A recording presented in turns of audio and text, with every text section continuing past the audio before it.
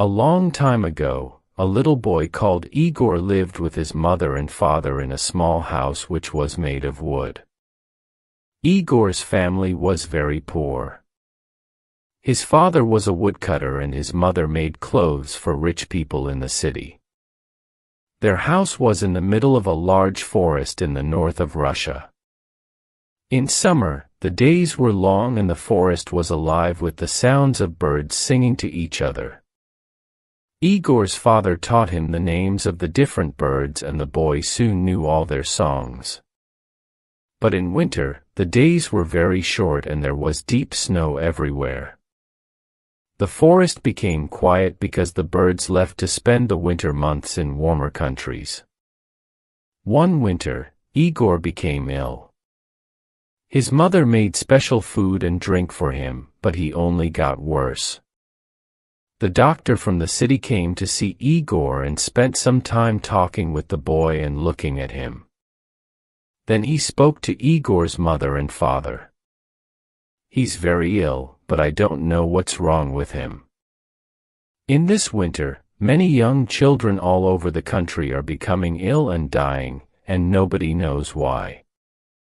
I'm sorry, but there's nothing that I can do to help. Give him lots of good things to eat and make sure that he gets lots of sleep." During the next few days, Igor got worse. He became iller and iller. He spent all day in bed and became bored with his toys. His father brought him little things from the forest to try to make him forget that he was ill, but he was not interested in anything. His face became white and he didn't want to eat.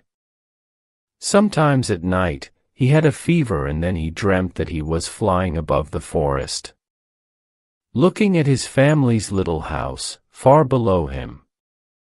One morning, after a very bad night, Igor woke up and found his father looking at him. "Is there anything that you want?" said his father. "Yes, there is, father," said Igor. "I miss the songs of the birds. Could you catch a bird and put it in a cage for me? If you put the cage above my bed, I can listen to the birds singing and remember the sounds of the forest." "Of course, little Igor," said his father, smiling.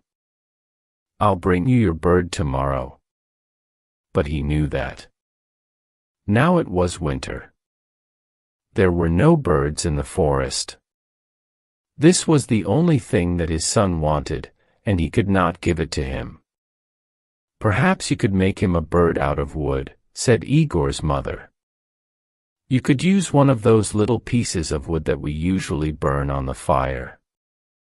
It was a cold, snowy day, and the forest trees were hard to cut. But all day, while he was working, Igor's father thought about how to make his son a bird out of wood. "Of course, it'll never sing," he said to himself. "But perhaps if it's very beautiful, little Igor will like it just the same." After dinner that night, he started making the bird. The first few times that he tried were no good. The finished birds were all too fat and too heavy to fly. He put them one by one on the fire and held his head in his hands. It was now the middle of the night, and outside, more snow was falling. Then he suddenly said to himself, "I know, the bird needs to be just 2 pieces of wood.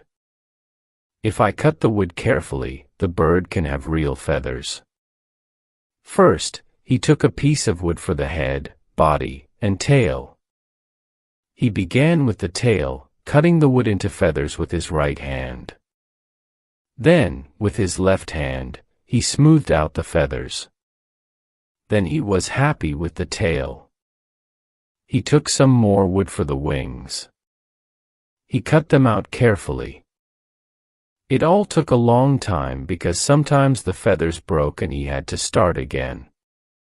But in the end, he finished it. While the sun was beginning to come up, he showed the bird to his wife. "It's beautiful," she said, but it's not ready yet."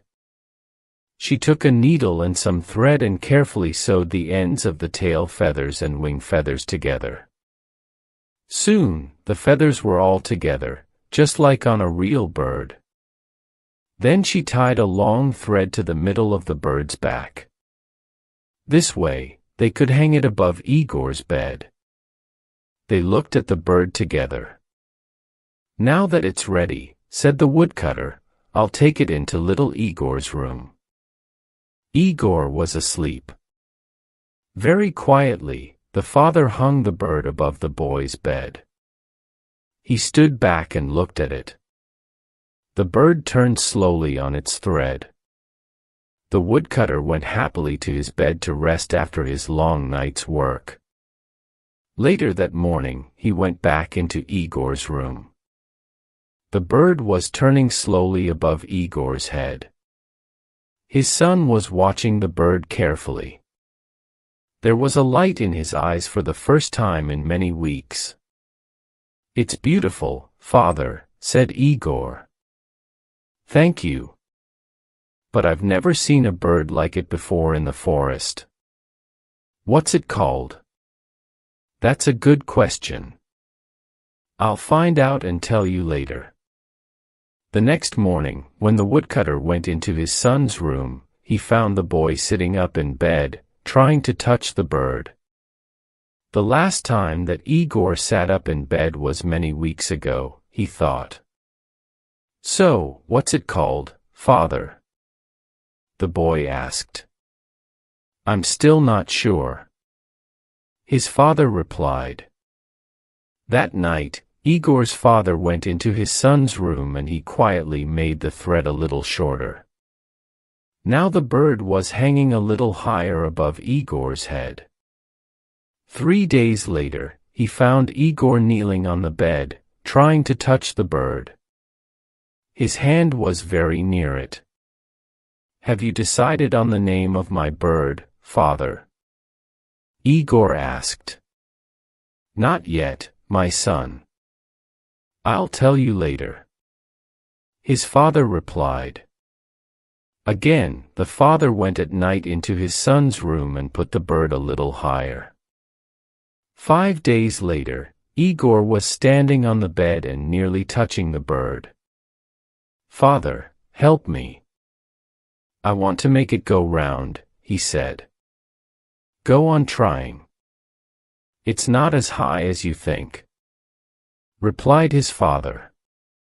"And when will you tell me its name?" "Very soon, my son," replied the father.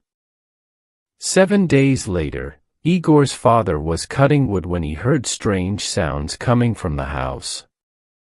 He ran quickly to his son's bedroom. Igor was jumping up and down on his bed, laughing. Above his head, the bird was going round very fast. "Look, father. I touched the bird," shouted Igor happily.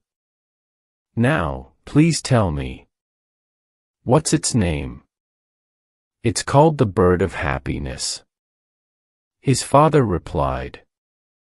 And his mother, standing at the door, smiled to see her young son so full of life once more.